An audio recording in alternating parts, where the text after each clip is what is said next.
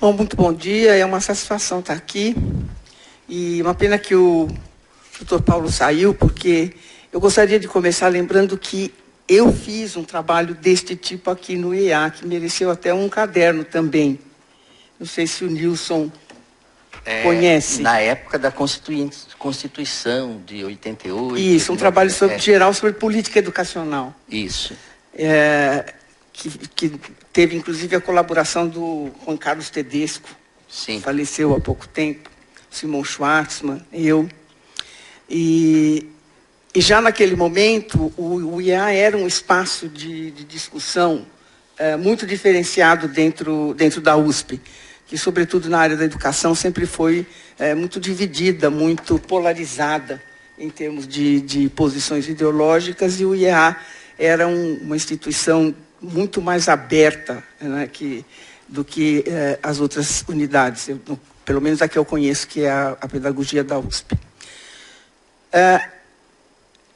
Eu não sei se eu vou dar conta de falar sobre o que vem a ser a qualidade da educação. Eu alinhavei aqui uma série de questões a partir da minha vivência e das coisas que eu ando refletindo ultimamente, para compartilhar e que tem a ver com qualidade. Só gostaria de começar dizendo que ainda não saiu, mas deve estar saindo por estes dias, o resultado da ANA. Não sei se os senhores sabem, é a Avaliação Nacional de Alfabetização, a ANA, que é uma prova feita pelo INEP também. E ela é feita no 3º ano, com crianças de 9 anos. E os resultados dela são por demais desanimadores. Por demais. Depois de 4 anos e 4 bilhões de reais, nós não temos mais do que 25% dos meninos e meninas, de 9 anos alcançando o nível de proficiência na alfabetização. E por mais que se possa questionar que os resultados das avaliações não são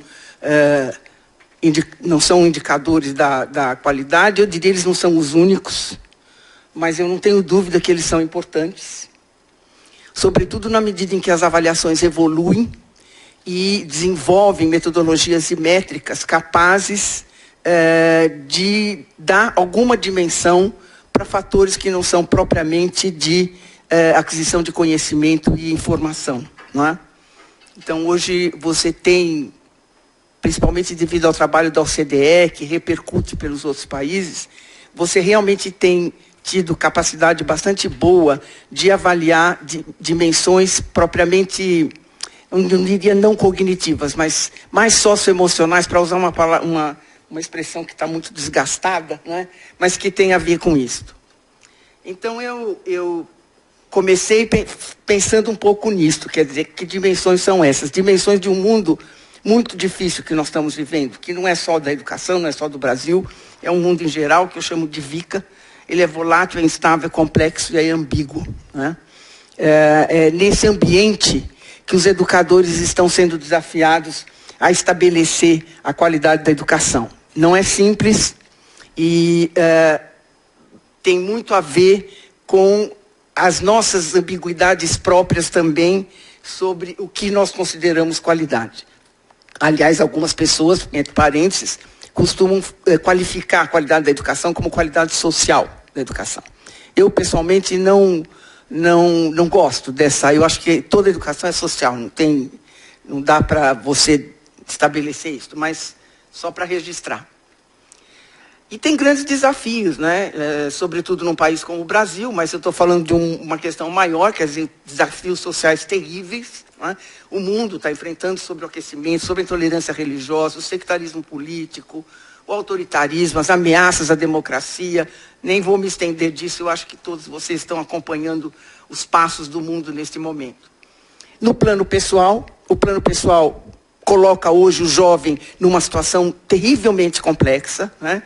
Ele tem que ver a sua empregabilidade, porque o mundo do trabalho está mudando muito e a empregabilidade do jovem é extremamente vulnerável nesse sentido. Tanto é verdade que em todos os países do mundo, os desempregados, o grupo de desempregados em porcentagens mais expressivas é de jovem.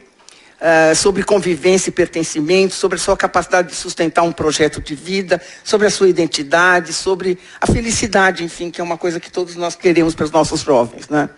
E os desafios econômicos, problema da globalização, inovação, do desenvolvimento sustentável. E quando eu escrevi isso daí, talvez não tivesse tão claro a questão da inteligência artificial, mas hoje a quarta revolução industrial já está praticamente instalada no mundo.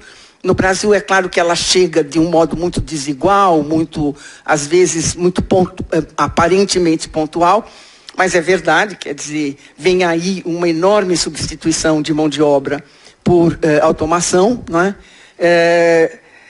Na Economist, deu no negócio de dados da Economist, que pelo jeito existem, pelos cálculos deles, quase 40 milhões de robôs sendo feitos atualmente, né? E isto representa alguma coisa importante do ponto de vista econômico e certamente vai ser um fator decisivo nesta geração que está entrando e que já entrou na escola agora, não é?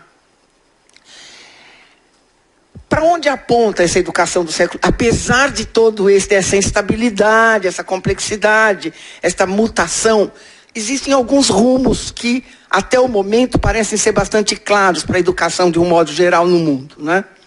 Em primeiro lugar, a educação toma cada vez mais um lugar mais estratégico nas sociedades. Em alguns países, ela não é nem mais uma política social. Ela é uma política de Estado, estratégica, não necessariamente com o adjetivo social, embora obviamente se saiba que ela tem uma dimensão social muito forte, né? E eu coloquei isto e depois eu coloquei 2 pontos e a questão da situação brasileira. O que aconteceu conosco? Na verdade, apesar da nossa narrativa, do nosso discurso, quanto mais entusiasmado é o nosso discurso pela educação, tanto menos ela é prioritária e estratégica na nossa agenda como sociedade, certo? Lembra muito o Nelson Rodrigues, né, quando ele disse que toda unanimidade é burra.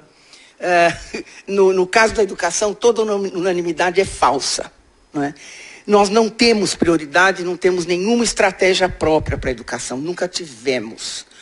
Diferentemente dos nossos vizinhos da América Latina, que bem ou mal começaram a se entender como estados através de uma revolução, através de uma luta, pode não ter sido uma guerra, mas foi uma luta civil, né? E que nisto tiveram que atender a alguns reclamos populares e acabaram criando muitas escolas públicas. É o caso da Argentina, é o caso do Chile, é o caso do Uruguai, é o caso do Paraguai, muito forte, com o qual nós acabamos depois que entramos lá com a Guerra do Paraguai, né? O Brasil, diferentemente, não fez esse caminho. A nossa independência veio por um arranjo de cima. E alguém colocou a coroa na cabeça antes que um aventureiro tomasse conta dela, né? Então, por isso mesmo, nós só tivemos república 70 anos depois dos outros países da América Latina. Essa história, nós não podemos esquecer, porque ela pesa até hoje na nossa herança educacional. Quando a família real chegou no Brasil, ela trouxe a corte. E ela trouxe as instituições do mundo, do pequeno mundo letrado lusitano. O Jardim Botânico, a Biblioteca Imperial, o laboratório, o observatório, né? Imaginem a família real desembarcando no Rio de Janeiro, e tem até filme que mostra o lado ridículo disto, mas falando sério, com toda essa intelectualidade que era a corte, precisando de emprego. Correndo criar instituições para esse pessoal trabalhar. Porque eles eram os únicos que sabiam ler e escrever. No Rio de Janeiro, 80% da população era analfabeta. E por onde então que nós começamos a nossa educação? Pela universidade, pela Faculdade de Belas Letras, da Praia Vermelha do Rio de Janeiro, está lá até hoje, pé de tombado. Vale a pena visitar para prestar uma homenagem à nossa tradição de Dom Pedro II, de Dom Pedro I e Dom Pedro II. Né? Logo depois veio Faculdade de Medicina de Salvador, Faculdade de Medicina de São Paulo, Faculdade de Direito de São Paulo, lá com São Francisco, e assim por diante. Quando Dom João VI saiu do Brasil, depois de 12 anos, ele tinha criado 9 universidades, 9 instituições de ensino superior. Na verdade, proporcionalmente, talvez até mais do que o próprio Lula, que diz, que bate no peito aí, que fundou não sei quantas universidades. Dom Pedro sozinho montou 9. E isto pesa na nossa tradição educacional. E todas as instituições letradas que ele trouxe para o Rio de Janeiro foram instituições de funcionalismo público, coisa que até hoje faz parte da tradição do Rio de Janeiro.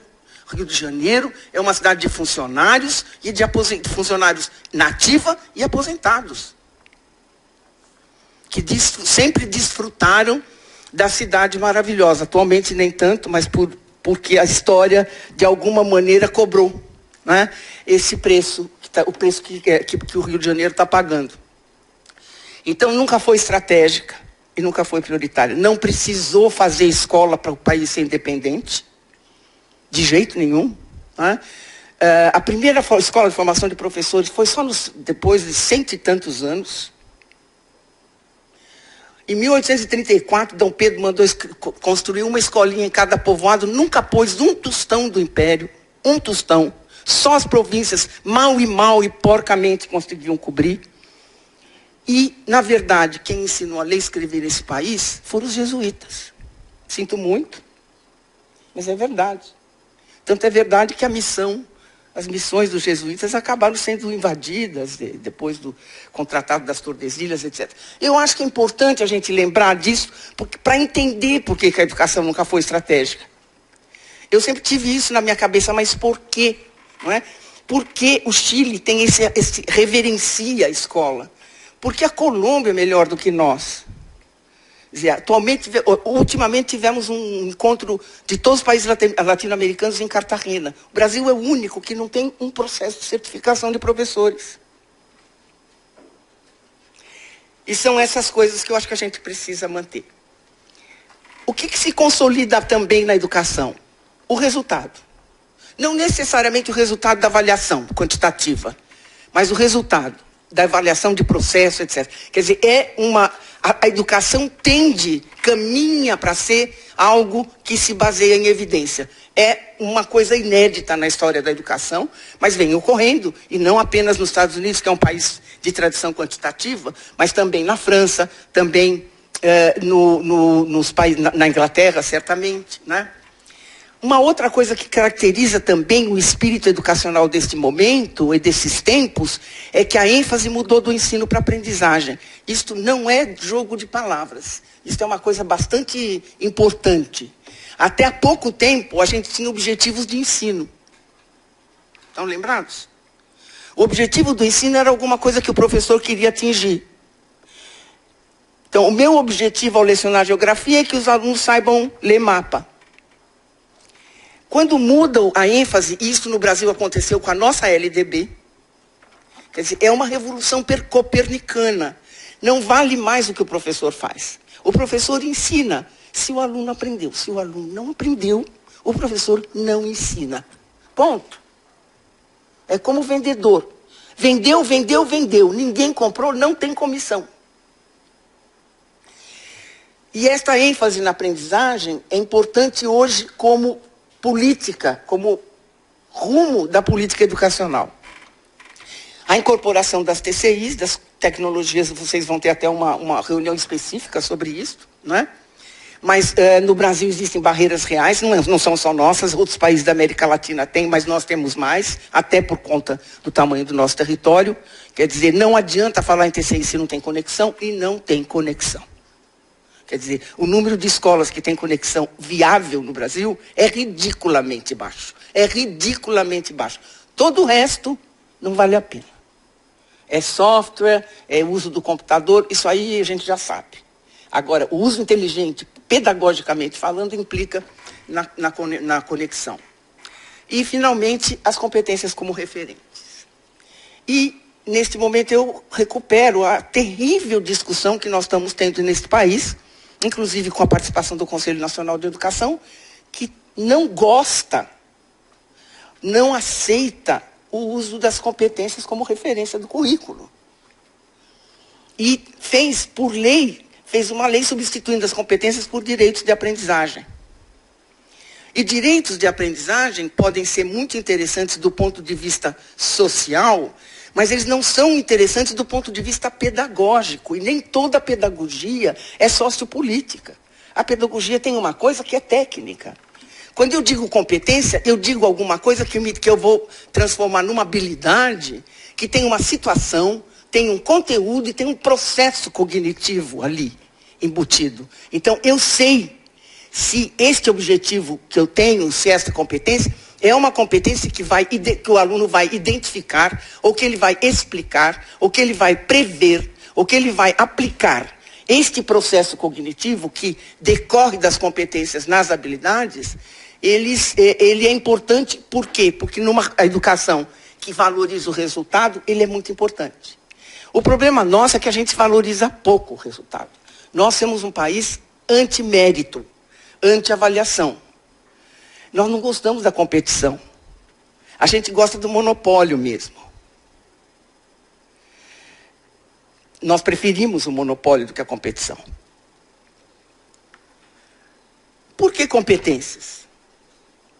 Porque hoje o que está, digamos assim, dinamizando a questão do currículo e da construção do conhecimento em educação são estas competências que provavelmente serão operadoras do currículo, mas até o final talvez até meados desse século, que são competências que muitas vezes vêm sendo perseguidas desde, sei lá, aqui no Brasil, desde Anísio Teixeira, nos Estados Unidos, desde Dewey.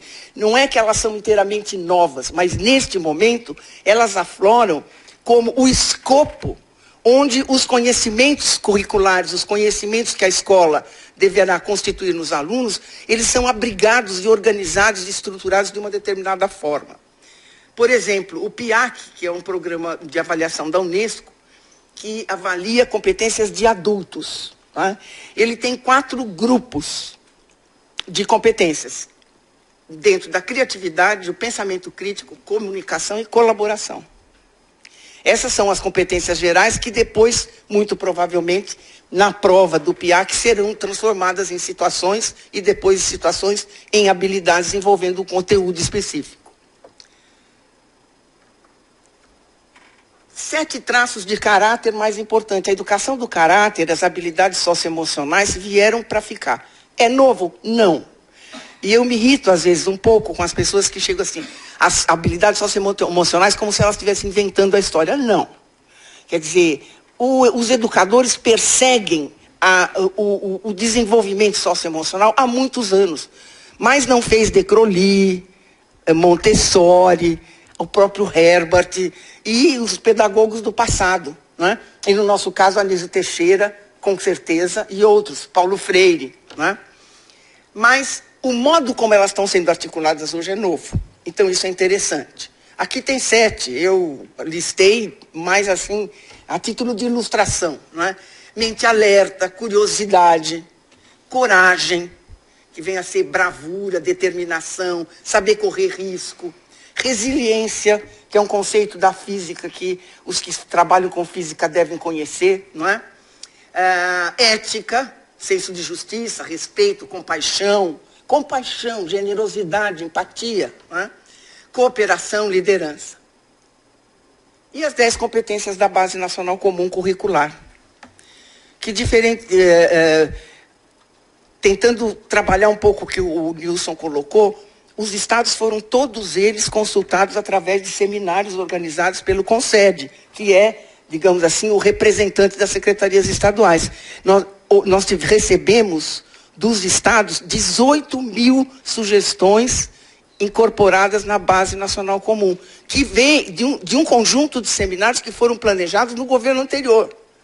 Porque a construção da Base Nacional Comum, por incrível que pareça, sobreviveu ao período de maior tumulto ideológico e político do Brasil. E já quando saiu o Manuel Palacios da Secretaria de Educação Básica, estava contratado com a Unicamp a organização dos seminários com estados e municípios, que foi feita além das 12 mil, que não são contribuições, eram pessoas que entraram no site e deixaram algum registro na versão 1. A versão 2 foi discutida pelos seminários do Conselho e da Undime, e agora nós terminamos uma maratona de 5 audiências públicas, que começavam às 8 da manhã e terminavam às 6 da tarde, onde todos tiveram a oportunidade de falar e sugerir. Nem todos, obviamente, serão atendidos, nem todas as contribuições serão incorporadas. Não é? Então, aí as 10 competências. Elas são as organizadoras. Ou seja, nossa educação está tentando andar neste ritmo, neste rumo, que está sendo sinalizado pela educação mundial. Né? Conhecer, eu abreviei, porque a nossa maneira de expor a competência é bem latina, bem língua portuguesa, né? É bem explicativa, ela tem toda uma narrativa, então é longa. Conhecer para intervir no mundo, exercitar curiosidade, investigar, formular hipóteses, reconhecer, valorizar e fruir cultura, utilizar linguagens, negociar e defender ideias. Ou seja, nós estamos dizendo aqui que não é suficiente simplesmente fazer com que o aluno receba o conhecimento pronto, como nós recebemos, muitos de nós que temos aqui cabeça branca. Eu, por exemplo, aprendi que ilha era uma porção de terra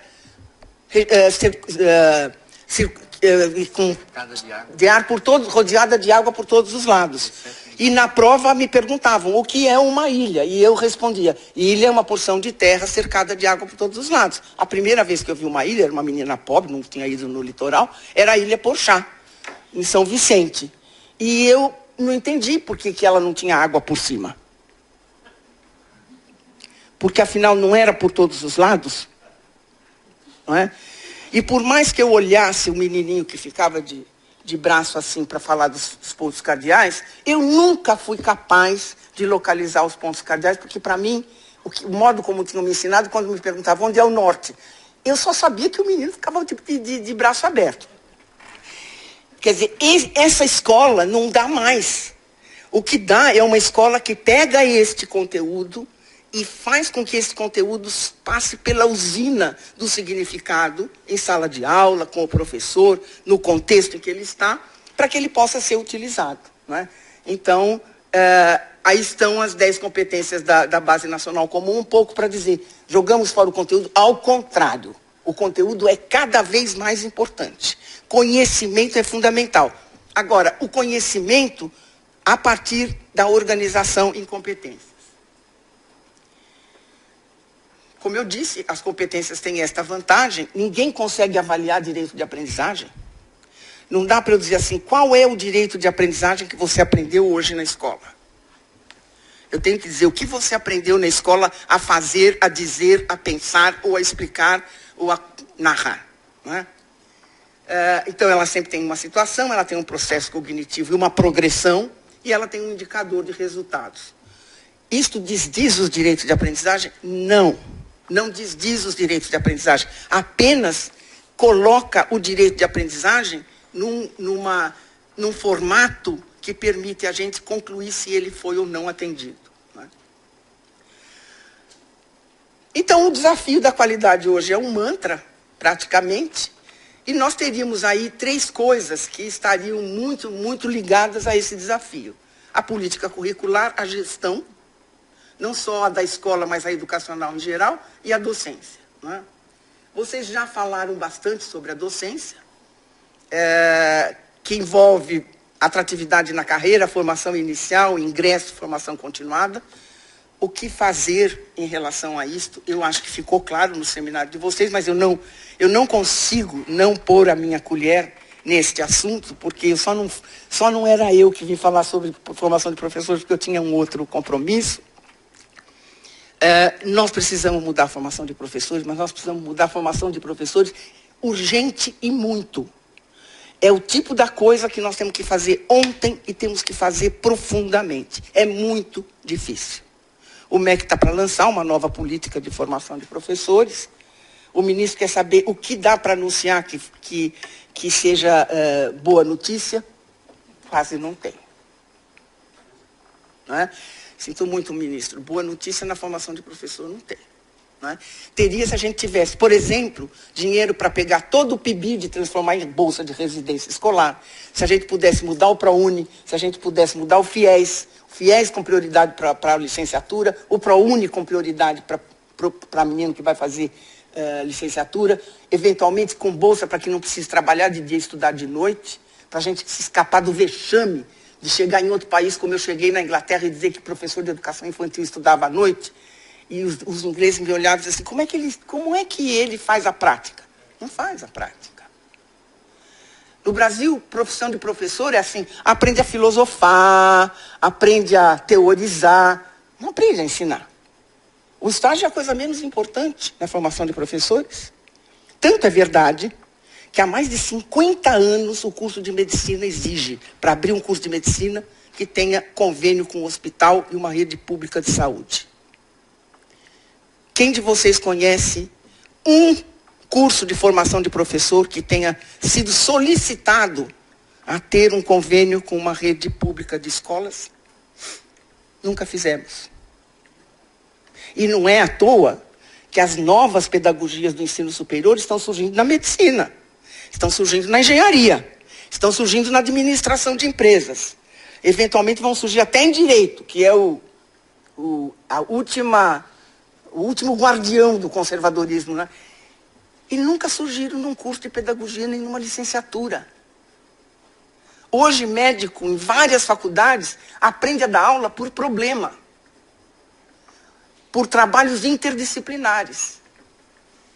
E nós continuamos dando na pedagogia e na licenciatura as coisas absolutamente estanques, separadinhas, e o pior, nas licenciaturas de disciplina, onde o aluno estuda conteúdo num lugar e depois vai tomar bênção pedagógica na faculdade de educação.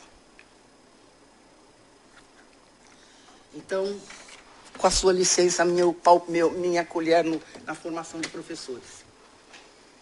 Eu acho que nós temos uma tarefa grande aí, aqui talvez a gente comece a falar da qualidade da educação, na questão então da gestão escolar, ou da gestão educacional de um modo geral. Em primeiro lugar, falando de gestão mais geral, nós precisamos fazer alguma coisa com o regime de colaboração. Então, talvez seja um objeto importante para o grupo de educação do IA, Nilson, discutir essa questão do regime de cooperação. Tem pesquisas já feitas, o Instituto Natura fez uma pesquisa grande sobre as relações Estado, Município e União. Os jornais são fartos, né? Há pouco tempo não saiu que o Supremo mandou o Temer mandar 50 bilhões de reais para os estados por conta do Fundeb. É assim que nós estamos decidindo o nosso regime de colaboração. O nosso regime de colaboração é decidido por termo de acerto de conduta, por taxas, né? Alguns justos, outros absolutamente injustos, porque juiz não entende de educação, então quando o juiz se mete na educação nem sempre dá certo. Não é, Débora? Mas é assim. Então, aí é uma questão, um desses problemas estruturais que precisam ser equacionados. Acho que existem algumas experiências interessantes de consórcios municipais e de relação Estados-municípios na educação, sobretudo o Ceará, é um estado que vem se destacando nisso, e talvez aí você possa vislumbrar o que seria a qualidade em termos deste regime de cooperação. E na gestão escolar, eu acho que nós precisamos, primeiro, acabar com a história de que o curso de pedagogia serve para formar gestor, não serve. Vocês sabem que o curso de pedagogia gritou, berrou, esperneou e conseguiu, em 3.200 horas, eles formam pedagogos para todos os espaços pedagógicos do mundo, inclusive na família, eventualmente, né? Porque a família também tem espaço pedagógico, não tem? Eles formam professor de educação infantil e de ensino fundamental, dos anos iniciais do ensino fundamental. A maioria dos casos, de uma tacada só, não tem especificidade de educação infantil. Brigam depois para ter especificidade do currículo da educação infantil. Mas na formação do professor não tem especificidade da educação infantil. Pelo menos na grande maioria. Talvez nas universidades públicas, como elas têm horas sobrando, aqui na USP a maioria das licenciaturas tem mais de 4.000, quase 5.000 horas. Né? Por outro lado, nas licenciaturas com 5 mil horas só tem 200 de conteúdo pedagógico. Quer dizer, é tudo desproporcional, é tudo descabelado, né? Mas eu gostaria de lembrar, no caso da formação do gestor, que é preciso cursos de especialização para formar gestores com perfil de gestão administrativo, pedagógico e, sobretudo, com perfil de lideranças que saibam administrar conflitos. Não é gerir uma escola, não é trivial, né? E eu gostaria de lembrar de uma charter school que eu visitei em Nova York, que tinha um diretor, que eu nem reconheci quando eu entrei, porque ele me parecia mais talvez um estagiário. Ele usava chinelo de dedo e bolsa capanga, né? Era um menino, e que a gente foi para conversar com ele, e sentamos, ele pôs um monte de almofadas e a gente sentou no chão. Ele disse assim: eu não tenho sala. A minha sala é o corredor da escola. Eu quero ser onipresente. De preferência, eu quero estar em todas as salas de aula ao mesmo tempo.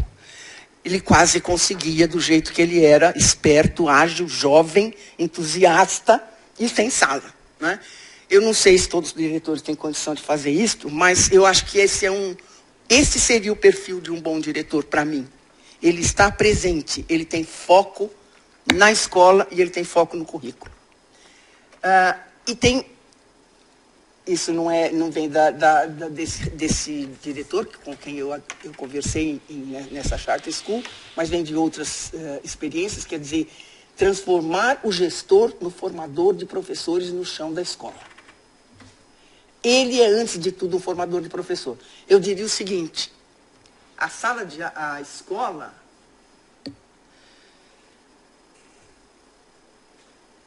que não está aqui. A escola seria a sala de aula da formação de professores. E os professores daquela escola são os alunos do formador. Ou é o diretor, ou é o coordenador, ou é alguém que está ali para fazer esta função de mentor e formador de professores. Ele deveria impedir a fragmentação dos projetos. Isso é uma praga na educação brasileira. A educação brasileira não tem foco. Se ela tivesse foco, já seria alguma coisa, foco no currículo e no conhecimento. Atualmente, só no MEC, tem mais de 800 projetos. Separados. Um não conversa com o outro. Cada um tem sua verba. E cada um tem seu filtro. Todas as secretarias estaduais de educação são assim. Tem 70 e tantos, 80 e tantos projetos. E sabe o que acontece? Isso repercute lá na escola. A escola é cheia de penduricalho. Tem projeto disso, projeto daquilo. Só não tem projeto de ensinar a ler e escrever, ensinar a língua portuguesa, matemática, história e geografia. O resto tem projeto de tudo. De capoeira, de fazer rádio, de trabalhar com a comunidade. Tudo muito louvável, tudo muito interessante. E para a diretora, tudo às vezes muito oportuno, porque como tem muita falta de professor, ela vai empurrando os alunos para os projetos. Então, o nosso aluno sai de lá com um monte de vivência em projeto. E, como falou para mim ontem a minha empregada, ela disse assim: aquela escola onde estão meus filhos, este ano ainda não teve aula. Escola do Estado. Ela disse: tem uma aula um dia, depois um outro dia não tem aula, aí eles têm 2 aulas, aí eles voltam. Disse, mas de ir, dona Guilmar, assim, de ir para a escola como todo mundo vai? Não tem não. E ela não sabe nada, hein? Então, o foco no currículo seria este. Nesta escola se ensina e se aprende. O que está posto no currículo. E agora vai ter a Base Nacional Comum. Gostemos ou não, se é que ela vai ser aprovada, gostemos ou não, será ela. Ela pode ser mudada daqui a 5 anos, ou daqui a 2, dizer que não vale, tira, troca. Mas no momento em que ela for uma norma, ela vai ser obrigada para todas as escolas. Então, não tem nem o que discutir. Nesta escola, se ensina e se aprende. Se ensina e se aprende o quê? Dentro do escopo das 10 competências, os conteúdos e os objetos de conhecimento e as habilidades que estão previstas na Base Nacional Comum e no currículo do Estado e no currículo do município. Bom, a gestão do conteúdo curricular no Brasil é uma história, e é bom agora voltar um pouco, dar uma paradinha e retroceder, porque o Brasil só teve currículo nacional em 1942. Então, nós fomos descobertos em 1500, né? As primeiras escolas começaram por volta de 1800, por aí. Demoramos 300 anos para dar escola para índio e para negro, que índio e negro não precisava, só a metrópole. E depois demoramos ainda mais 100 e tantos anos para ter um currículo.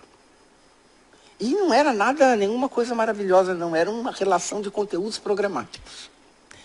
Só em 1961, com a LDB, nós tivemos um mandato de que haveria um currículo que teria uma parte comum e uma parte diferenciada. Nem sempre uma boa fórmula, mas pelo menos tinha alguma. Dali para a Base Nacional Comum, nós já tivemos diretrizes de todas as modalidades e 2 gerações. Nos anos 90 fizemos diretrizes, nos anos 2000 fizemos diretrizes de novo.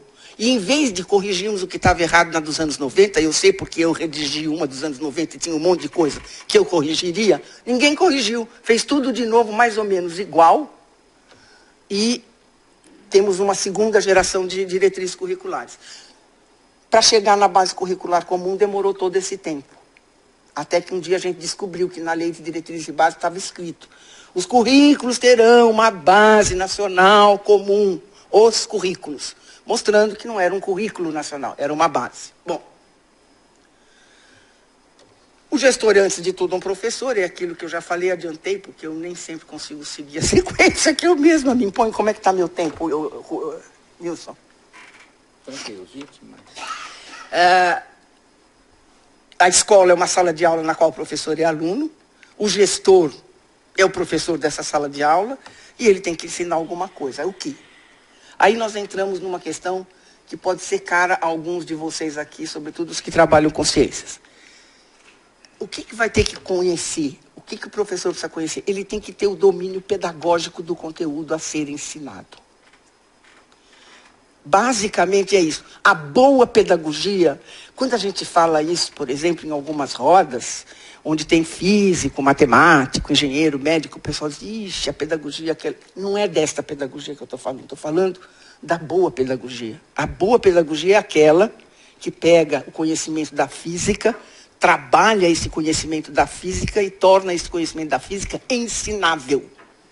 Transforma um objeto de conhecimento em objeto de ensino. A nossa pedagogia não sabe fazer isto, porque não é função de pedagogo.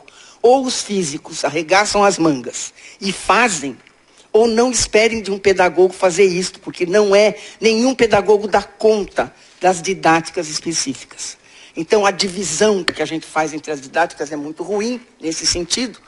Por quê? Porque nós precisaríamos de uma campanha que permitisse, dentro das licenciaturas, dentro das escolas na formação continuada, que os professores passassem a trabalhar os conhecimentos para serem ensinados. Tem algumas coisas muito interessantes já feitas nesse mundo sobre isto. Quando eu descobri que desde os anos 80 já existia esse tipo de pensamento, eu fiquei muito aborrecida comigo mesma, porque eu me julgava uma pessoa bem informada em matéria de educação. O problema é que esse tipo de coisa não entra no Brasil quase, né? Tem assim, tem uma faculdade que tem um grupo, o outro lá tem outro grupo, mas não é uma reflexão que toma conta, que mobiliza o setor educacional como um todo, né? Mas existem algumas experiências bem interessantes, por exemplo, a da Débora Boll, que é professora de matemática, ela dá aula de formação de professores de matemática. Ela desenvolveu uma avaliação de matemática, que ela chamou Medida da Matemática para Ensinar. E esta espécie de prova de matemática, ela aplicou em 3 grupos. Em pessoas que usam a matemática profissionalmente, sobretudo engenheiros que trabalham muito com modelagens, com teoria dos jogos, com a parte mais quantitativa, engenheiros. Ela aplicou nos grandes matemáticos das grandes universidades e aplicou nos bons professores de matemática. Professores de matemática cujos alunos iam muito bem nas avaliações de matemática. E ela concluiu a hipótese que ela já tinha antes, que quem conseguia sair-se melhor numa prova desta não era o matemático da universidade, não era o grande utilizador do matemático, como é o caso do economista, do engenheiro e de outros, mas eram os bons professores de matemática. Porque só eles dominam o erro. Para o grande matemático não interessa o erro. O erro da matemática interessa a quem ensina a matemática. Porque ele quer saber qual foi o processo cognitivo que a criança desenvolveu que a levou a fazer como eu fiz já várias vezes na minha vida, de ficar espantada que meio vezes meio dava 0,25. E eu não entendia como é que duas quantias, uma vez a outra, davam um número menor. Eu não sei se vocês já tiveram... Isso para mim é histórico, porque foi quando o meu marido descobriu que eu era uma analfabeta em matemática e resolveu começar a me dar aula, porque ele era engenheiro, né? Da mesma forma como hoje existe, por exemplo, toda uma teoria a respeito de como as crianças aprendem números primos. E qual é o erro que elas cometem quando elas confundem números primos com números ímpares. Quer dizer, dominar o conteúdo para ensinar é entrar nesse detalhe. E talvez o Nilson possa até falar melhor do que eu, no caso da matemática, ele que é um expert nesse assunto, né? Mas, de qualquer maneira, dominar o conteúdo para ensinar na física é de um jeito, na história, com certeza, é de outro.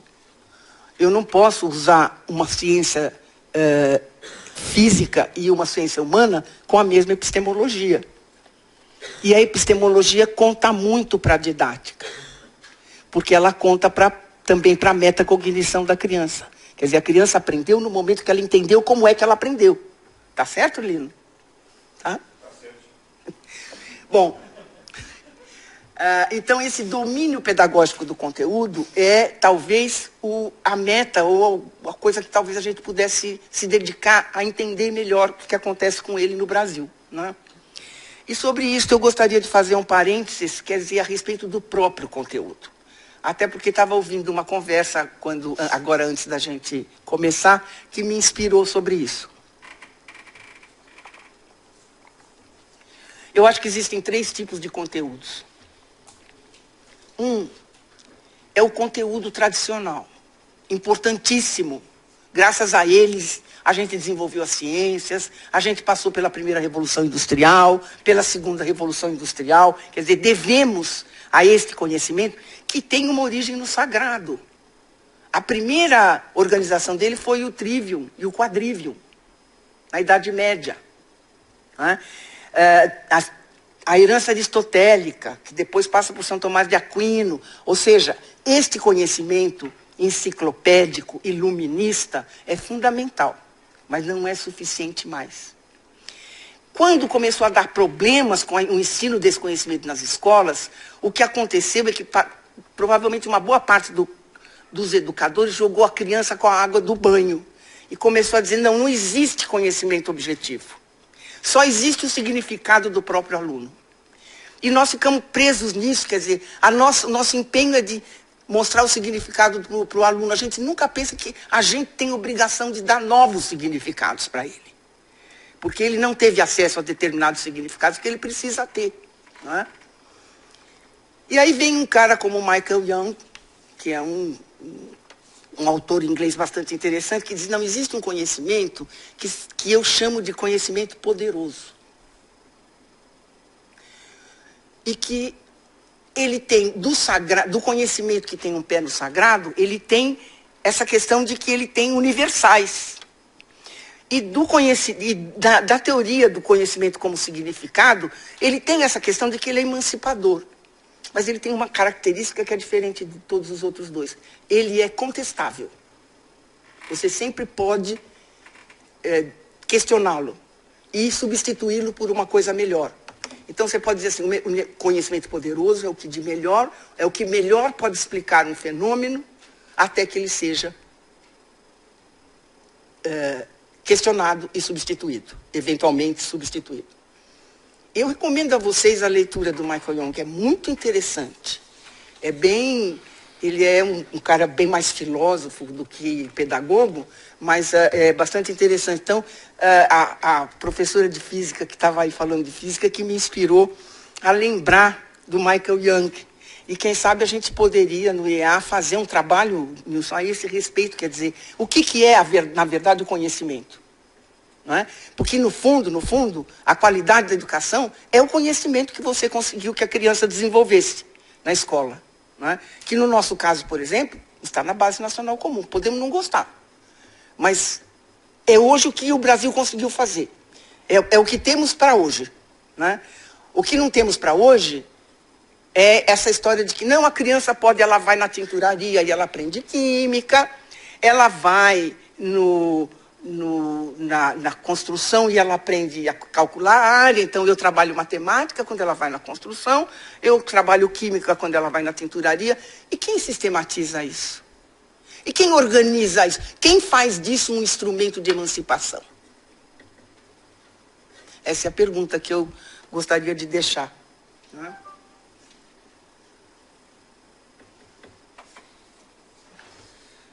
Nós temos um problema sério a pensar na qualidade da educação, que é o uso do tempo. Eu sou das que insiste que o tempo é crucial. O tempo talvez seja o nosso maior aliado e o nosso maior inimigo na educação.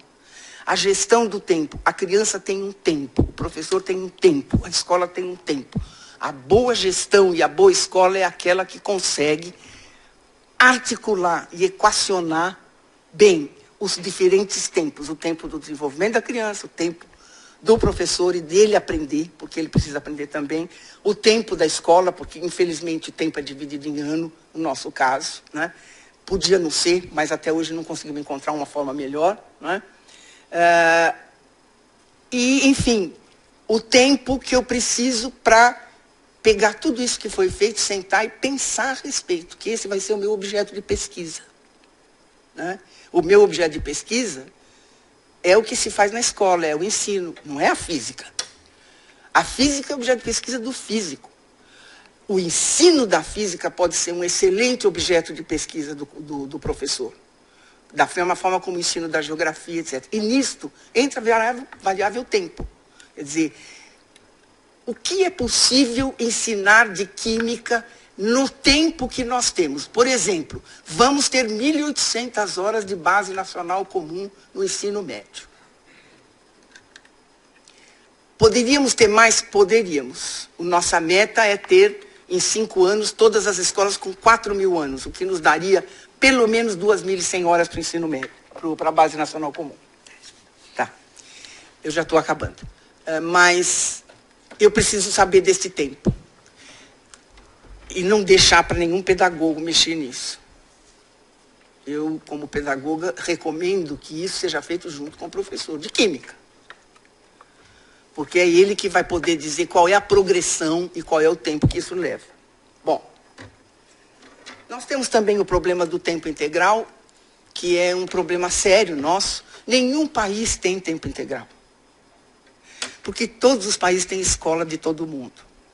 Todos os países têm escola que o menino entra às 8, 7h30 e sai às 4, 5 horas da tarde. Esta é a escola padrão, digamos assim. Né? E ninguém fala em escola em tempo integral. Agora, como a nossa tradição é de dar meia escola, o nosso esforço é de dar uma escola de tempo integral, porque a nossa tradição é de meia escola. Nós somos um país muito bizarro em matéria de educação. Nós sempre demos meia escola. E agora a gente se esfalfa para dar um tempo integral. Ninguém fala em todas as escolas com 1 hora a mais. Em 5 anos, com 2 horas a mais. E em 8 anos, com 4 horas a mais, que mais ou menos atinge. Isso não passa pela cabeça. Ou é meia, ou é inteira. Ou é meia, ou é integral. É muito engraçado isso. Fizemos a mesma coisa com o ensino de 9 anos, gente. Ninguém pensou que dando 1 hora a mais, quer dizer, pensou. É que o problema é eleitoral quase, né? Ninguém pensou que dando 1 hora a mais para todas as crianças, a gente daria mais tempo do que 9 anos pela metade. É só uma questão de aritmética. Uma escola de 4 horas, 8 anos, é muito... uma escola de 4 anos com mais tempo é muito mais do que uma escola de 9 anos com 4 horas. Em termos de tempo de trabalho pedagógico. Isso está na minha declaração de voto no Conselho Nacional de Educação, contra o meu amigo Paulo Renato. E, finalmente, os resultados. Talvez a boa educação se meça, a qualidade da educação seja medida através do uso que ela dá para os dados da avaliação. Acho que, em vez de criticar muito a avaliação, o que a gente devia fazer era como usar produtivamente os dados da avaliação para melhorar a educação. Basicamente, eu acho que eram estas as minhas reflexões para dividir com vocês. Eu agradeço muito a concentração e a atenção que vocês deram e gostaria agora de depois ouvir as reações de vocês.